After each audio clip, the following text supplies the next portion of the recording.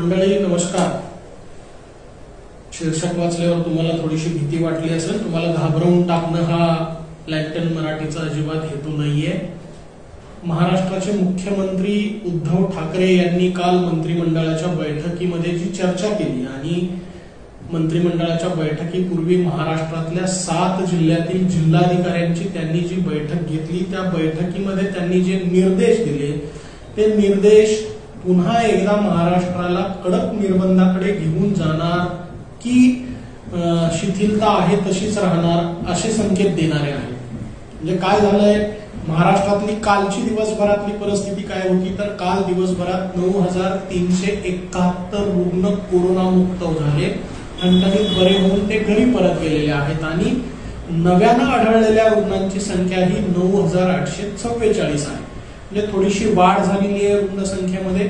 मागच्या 8 दिवसांपासून महाराष्ट्रातील नव्यानं आढळून येणाऱ्या रुग्णांची संख्या सरासरी 7,500 ते 8,000च्या घरात होती, ती काल 9,844 वर म्हणजे जवळपास 10,000च्या घरात पोहोचली आहे.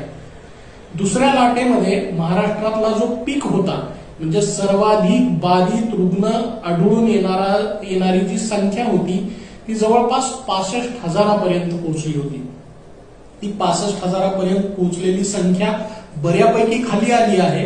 पण मागच्या 8 ते 10 दिवसांपासून महाराष्ट्रात नव्यानं आढळून येणाऱ्या कोरोनाबाधित रुग्णांचा जो आकडा आहे तो एकसारखा राहिलेला आहे. त्याच्यामध्ये मात्र कमतरता येत नाहीये. म्हणजे जर लाट उतरणीला लागली असं आपण म्हणत असू तर ती संख्या एक दिवसानं खाली घटायला हवी.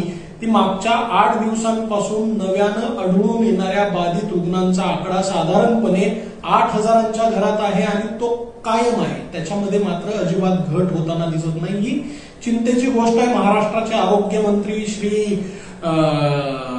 टोपे यांनी सुद्धा ही चिंता असल्याची गोष्ट नमूद केली होती. आता महाराष्ट्रामध्ये काय परिस्थिती आहे तर डेल्टा प्लस या विषाणूमुळे बाधितांची संख्या वाढू शकेल असा तज्ज्ञांचा दावा आहे.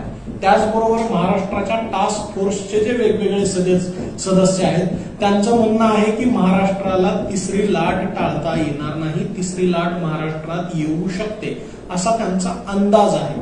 हा अंदाज त्यांनी ज्या निकषांच्या आधारे किंवा ज्या शक्यतांच्या आधारे व्यक्त केलेला आहे त्यातली महत्वाची शक्यता आहे डेल्टा प्लस.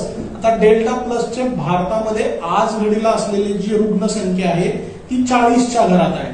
पण या 40 रुग्णांपैकी 21 रुग्ण एकट्या महाराष्ट्रात आहेत आणि या 21 पैकी 9 रुग्ण एकट्या रत्नागिरी जिल्ह्यात आहेत. त्यामुळे महाराष्ट्राच्या मुख्यमंत्र्यांनी ज्या 7 जिल्ह्यांची बैठक घेतली आणि 7 जिल्ह्याच्या जिल्हाधिकाऱ्यांना त्यांनी सांगितलं की आता अनलॉक करत असताना प्रकर्षानं त्या भागामध्ये कुठली काळजी घ्यायला हवी याकडे लक्ष द्या आणि यापुढे अनलॉकच्या जी प्रक्रिया आहे ती जरा धीम्या गतीने राबवा, म्हणजे पटकन अनलॉक करू नका अशा सूचना मुख्यमंत्री उद्धव ठाकरे यांनी दिलेल्या आहेत. महाराष्ट्राचे मुख्यमंत्री उद्धव बाळासाहेब ठाकरे यांनी सीएमओ महाराष्ट्र या त्यांच्या अधिकृत फेसबुक पेजवरती एक पोस्ट टाकलेली आहे आणि त्यामध्ये त्यांनी सांगितलंय रायगड, रत्नागिरी, सिंधुदुर्ग, सातारा, सांगली, कोल्हापूर या पश्चिम महाराष्ट्रातल्या आणि मराठवाड्यातला हिंगोली या 7 जिल्ह्यांच्या जिल्हाधिकाऱ्यांसोबत त्यांनी बैठक घेतली आणि बैठकीतून त्यांनी असं सांगितलं की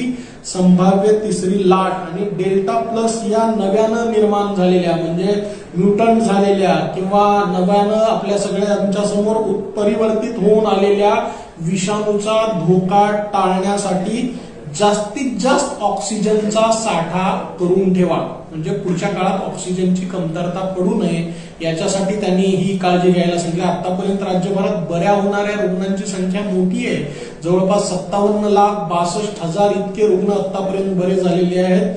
197 कोरोनाबाधित रुग्णांच्या मृत्यूची नोंद कालच्या तारखेत झालेली आहे. म्हणजे काल दिवसभरात 197 रुग्णांनी जीव गमावलेला आहे. म्हणजे मृत्यू होणाऱ्या रुग्णांची संख्या आजही आपल्या सगळ्यांना त्रासदायक अशी ठरावी अशी आहे. म्हणजे जेव्हा दुसऱ्या लाटेमध्ये आपण पीकला पोहोचलो होतो त्या काळात होत असलेले मृत्यू आणि आता उतरणीला लागलेले असताना सुद्धा होत असलेले मृत्यू याची जर तुलना केली तर आता रुग्णसंख्या कमी असताना होत असलेले मृत्यू जास्त आहेत.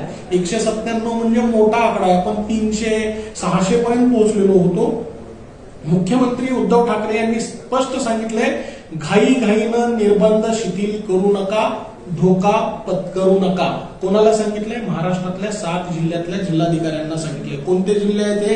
रत्नागिरी आहे, रायगड आहे, कोल्हापूर आहे, सांगली आहे, सातारा आहे आणि मराठवाड्यातील हिंगोली आहे. या जिल्ह्यांमध्ये घाईघाईने निर्बंध शिथिल करू नका, धोका पत्करू नका. दुसरी लाट अजून गेलेली नाही, त्यातून सावरून आपल्याला संभाव्य तिसऱ्या लाटेचा मुकाबला करायचा आहे, असं महाराष्ट्राचे मुख्यमंत्री उद्धव ठाकरे यांनी सांगितलेलं आहे. त्यामुळे तिसरी लाट येणार का, आली तर ती किती तीव्र असू शकेल आणि त्याची तीव्रता थोपवण्यासाठी महाराष्ट्र सज्ज आहे का, असे जे प्रश्न आपल्या सगळ्यांच्या मनामध्ये असतील त्या प्रश्नाला उत्तर देण्याचं कामच जणू मुख्यमंत्री उद्धव ठाकरे यांनी दिलेलं आहे. महाराष्ट्र सरकार तिसरी लाट येऊ नये, आली तर ती थोपवण्यासाठी आपण तत्पर असावं, याची सगळी प्रतिबंधात्मक काळजी अंमलात आणण्याचा प्रयत्न करते. आज महाराष्ट्राचे आरोग्यमंत्री राजेश टोपे यांनी सांगितले की कुठल्याही पद्धतीचे निर्बंध कडक करण्याचा आम्ही निर्णय घेणार नाही आहोत. मुख्यमंत्री उद्धव ठाकरे यांनी त्यांच्या स्वतःच्या फेसबुक पोस्टमध्ये दिलेली माहिती आणि राजेश टोपे यांनी दिलेली माहिती याच्यामध्ये थोडीशी तफावत दिसते. मुख्यमंत्री असं सांगतायत की घाईघाईने अनलॉक करू नका, घाईघाईने निर्बंध शिथिल करू नका. याचा अर्थ अजून अधिक जागरूकपणे या सगळ्या गोष्टींकडे लक्ष द्या. आणि टोपे साहेब सांगतायत की आम्ही कुठलेही निर्बंध कडक करणार नाही आहोत, पण 7 जिल्ह्याच्या जिल्हाधिकाऱ्यांना स्पष्ट निर्देश दिलेले आहेत. लॉकडाऊन कदाचित त्या ठिकाणी होण्याची शक्यता नाकारता येत नाही. आणि सगळ्यात महत्वाचं, देशात डेल्टा प्लसनं बाधित झालेल्या रुग्णांची संख्या 40 आहे, त्यापैकी 21 रुग्ण एकट्या महाराष्ट्रात आहेत आणि या 21 पैकी 9 रुग्ण एकट्या रत्नागिरी जिल्ह्यात आहेत. आता या डेल्टा प्लस विषाणूमुळे बाधित झालेल्या रुग्णांच्या संक्रमणाचा रेट म्हणजे टेस्ट पॉझिटिव्हिटी रेट, ज्याला TPR असं म्हटलं जातं, तो किती आहे, त्याच्यामुळे संक्रमणाचा आलेख वाढू शकतो का, या सगळ्या गोष्टींची वैज्ञानिक पातळीवरती चिकित्सा सुरू आहे. पण धोका अजून टळलेला नाही आणि महाराष्ट्राचे मुख्यमंत्री उद्धव ठाकरे यांनीच या 7 जिल्ह्याच्या जिल्हाधिकाऱ्यांना सांगितलंय की अनलॉक करताना घाई करू नका, निर्बंध शिथिल करताना घाई करू नका, दुसरी लाट अजून ओसरलेली नाही आणि संभाव्य तिसऱ्या लाटेचा सामना करण्यासाठी आपल्याला तत्पर असायला हवं. आपण सगळ्या प्रतिबंधात्मक उपाययोजना सहज उपलब्ध होतील यासाठी तयारी करायला हवी. आणि सगळ्यात महत्वाचं, महाराष्ट्रातील सगळ्या जिल्हाधिकाऱ्यांनी ऑक्सिजनचा साठा वाढवण्याकडे लक्ष द्यायला हवं, असे स्पष्ट निर्देश महाराष्ट्राचे मुख्यमंत्री श्री उद्धव ठाकरे यांनी दिलेले आहेत. त्यामुळे तिसरी लाट खरंच येणार का, आणि आली तर या तिसऱ्या लाटेला थोपवण्यासाठी आपण सज्ज आहोत का, आणि महाराष्ट्रातल्या कुठल्या जिल्ह्यामध्ये सध्या सर्वाधिक धोका उद्भवलेला आहे, या संबंधीची माहिती आपल्या सगळ्यांच्या समोर सन्माननीय उद्धव ठाकरे यांच्या फेसबुक पोस्टच्या आधारे आणि मुख्यमंत्री कार्यालयाकडून दिली गेलेली जी कालच्या मंत्रिमंडळाची माहिती आहे त्याच्या आधारे ठेवण्याचा प्रयत्न केला. आपल्याला ही माहिती कशी वाटते?